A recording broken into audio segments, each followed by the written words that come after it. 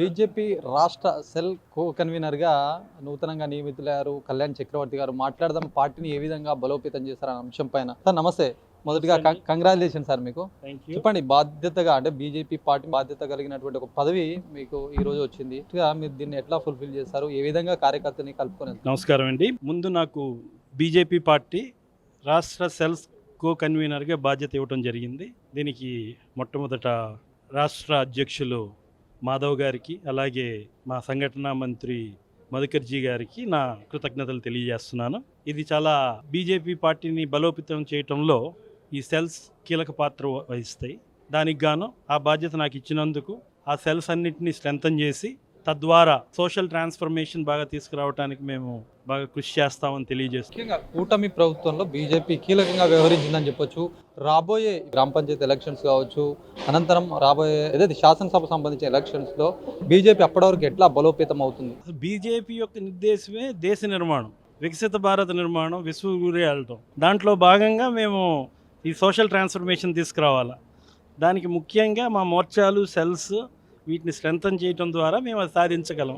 ఆ దిశలో మాకు ఇచ్చిన బాధ్యతని నిర్వర్తిస్తూ అది మేము స్థాపించడానికి కృషి చేస్తూ సాధిస్తామని చెప్పి మీకు తెలియజేస్తాం. ముఖ్యంగా ఇప్పుడు ఏదైనా పదవులు కూటమి ప్రభుత్వంలో ముఖ్యంగా కార్పొరేషన్ పదవులు కావచ్చు, తదితర పదవులకు ఇప్పటికే బీజేపీ కూడా ఒక 10% పదవులను కేటాయిస్తున్నట్టు చెప్తారు. కొంతమంది కార్యకర్తలు ఇంకా అస్సాంలో ఉన్నారు, అంటే మాకు కూడా ఇంకా మంచిగా వస్తే బాగుంటుండే అనే ఒక కాన్సెప్ట్తో ఉన్నారు. అట్లాంటి వారికి మీరు ఏం చెప్తారు? మేము ఈ చేసే ఈ పద్ధతిలో మా కార్యకర్తలందరూ వాళ్ళ కెపాసిటీ విపరీతంగా బిల్డ్ చేసుకుంటున్నారు. తప్పకుండా మేమంతా మంచి వాల్యుబుల్ స్ట్రెంత్ తోటి ఉన్నప్పుడు తప్పకుండా మా వాళ్ళ ప్రతిదానికి ఎలిజిబుల్ అవుతారు. మాకు సముచిత స్థానం వస్తుంది. మా షేర్ మేము తీసుకుంటాం. గ్రామ పంచాయతీ ఎన్నికల్లో ఎట్లా ఉండబోతుంది బీజేపీ? చాలా బాగుంటుంది. మా షేర్ మాకు వస్తుంది అని ఆశిద్దాం. గ్యారంటీ వస్తుంది. కూటమి ప్రభుత్వం కూడా చాలా చాలా మంచి నిర్దేశంతో ఉన్నారు, మంచి డైరెక్షన్తో ఉన్నారు. తప్పకుండా మా భాగం మాకు ఇస్తారు. తప్పకుండా అన్నీ కూడా గెలుస్తాం. Thank you. కేంద్రంలో బీజేపీ చాలా స్టాండర్డ్గా ఉంది. మొత్తం చాలా మట్టుకు అన్ని పథకాలు అందరికీ అందేలా కృషి చేస్తున్నారు మోదీ గవర్నమెంట్. ఇక్కడికి వచ్చేసరికంటే ఏపీలో ఇంకా బలపడాల్సినటువంటి అవసరం ఉంది. బలపడే దిశగా 2000 అంటే ఇప్పుడు జరిగినటువంటి ఏదైతే ఎలక్షన్స్ ఉన్నాయో మళ్ళీ 5 సంవత్సరాల తర్వాత ఇంకా ఎట్లా అంటే పటిష్టంగా తయారు అవుతుందని అనుకుంటున్నారు? తప్పకుండా అవుతుంది.